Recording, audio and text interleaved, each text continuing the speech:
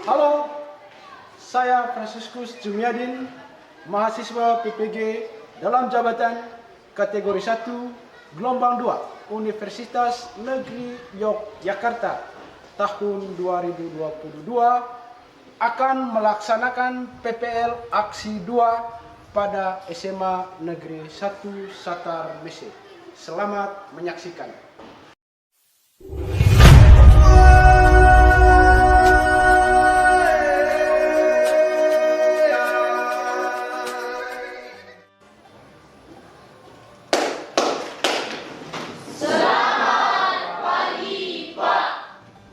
Baik, selamat pagi semua anak-anak.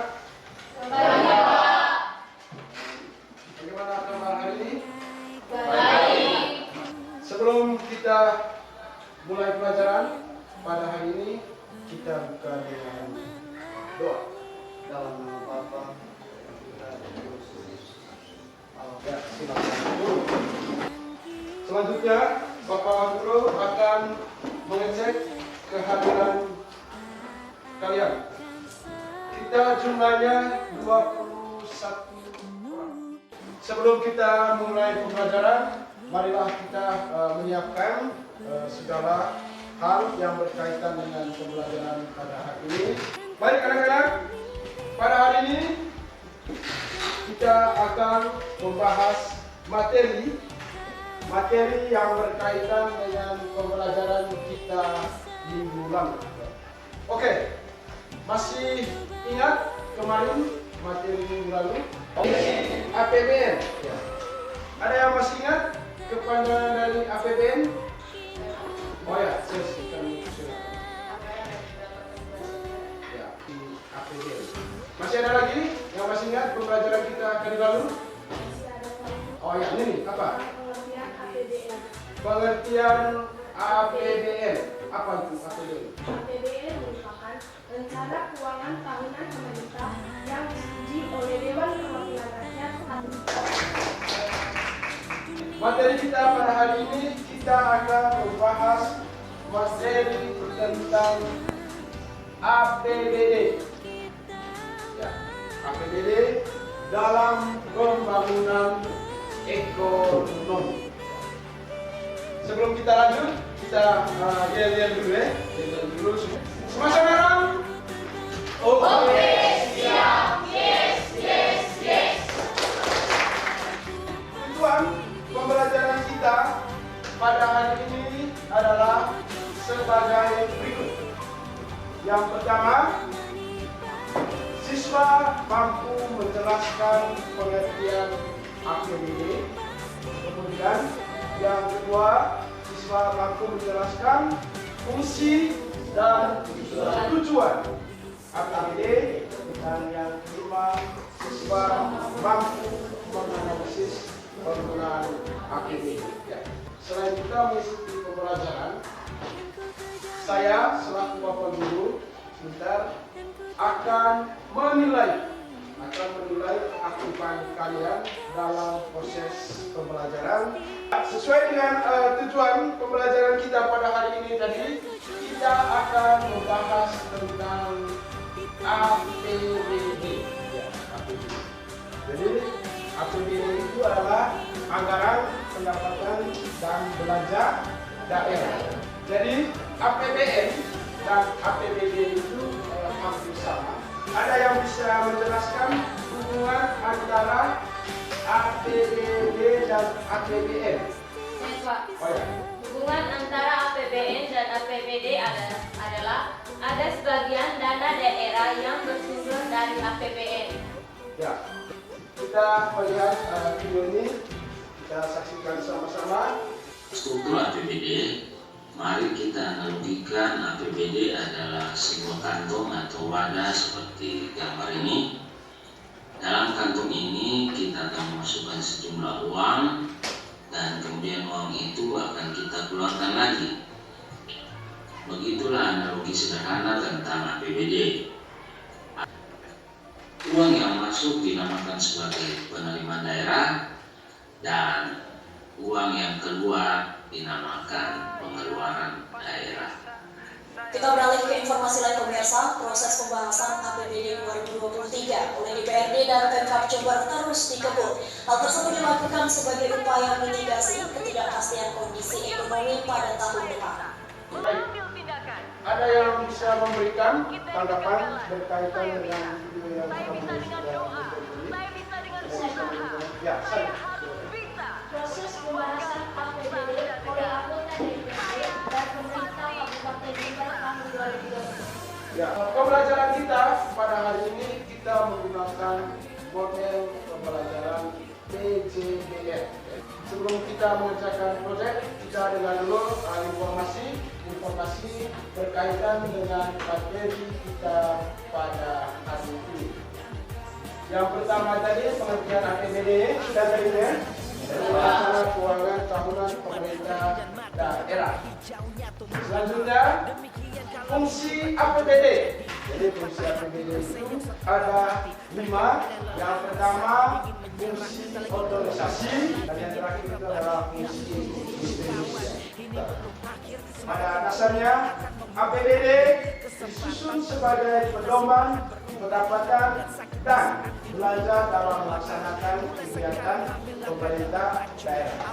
Sumber-sumber pendapatan daerah itu ada 3. Yang pertama pendapatan asli daerah, kemudian dana perimbangan, kemudian yang ketiga lain-lain pendapatan yang sah. Kita akan melihat jenis-jenis belanja daerah. Jenis-jenis belanja daerah itu dikelompokkan dalam 4, ya, dalam 4 kelompok.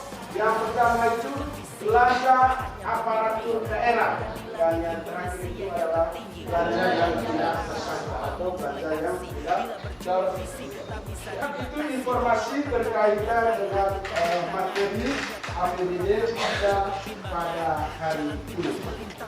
Baik, kelompok 1. Ya, ini APBD-nya. Baca baik-baik dulu.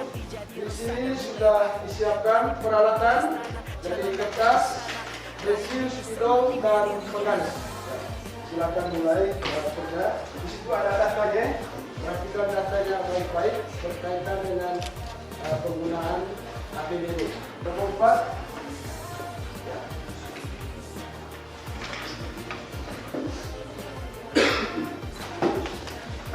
Kalau tidak ada pertanyaan, bisa langsung mulai bekerja. Jadi semua peralatan sudah disiapkan.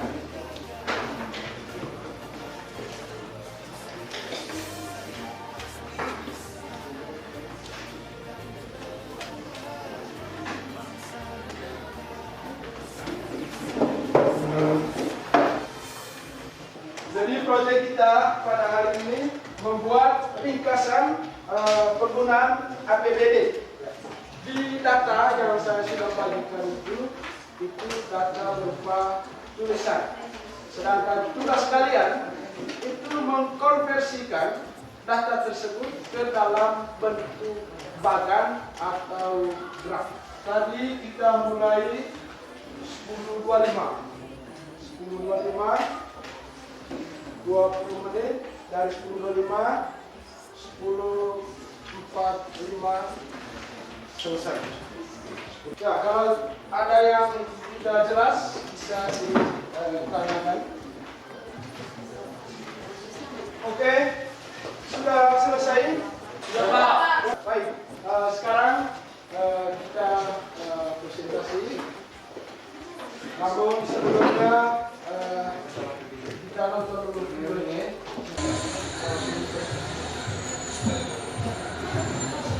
Yang mau goyang silakan. Saya persilakan kepada. Baik, kami dari kelompok 1 akan mempresentasikan hasil kerja kelompok kami. Kelompok 1 akan mempresentasikan hasil proyek kami, yaitu ringkasan APBD berkaitan dengan sumber-sumber pendapatan daerah Kabupaten Manggarai Timur tahun 2019. Kelompok 1 hanya menggambarkan bagan ringkasan pendapatan daerah yang bersumber dari pendapatan hasil daerah Manggarai Timur pada tahun 2019 yang terdiri atas 4 sumber, yaitu yang pertama, pendapatan pajak daerah. Yang kedua, hasil distribusi daerah. Ketiga, hasil pengelolaan kekayaan daerah yang dipisahkan.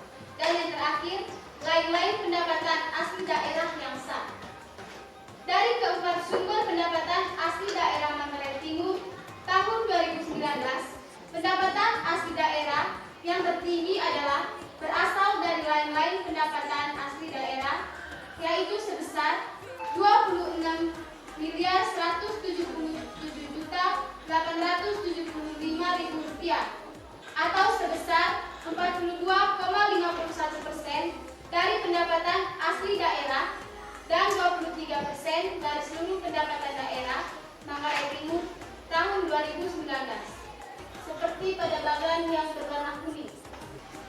Dan urutan terakhir berasal dari hasil retribusi daerah sebesar Rp2.072.125.000 atau sebesar 3,36% dari pendapatan asli daerah dan 1,84% dari seluruh pendapatan daerah Manggarai Timur tahun 2019, seperti pada gambar yang berwarna hijau.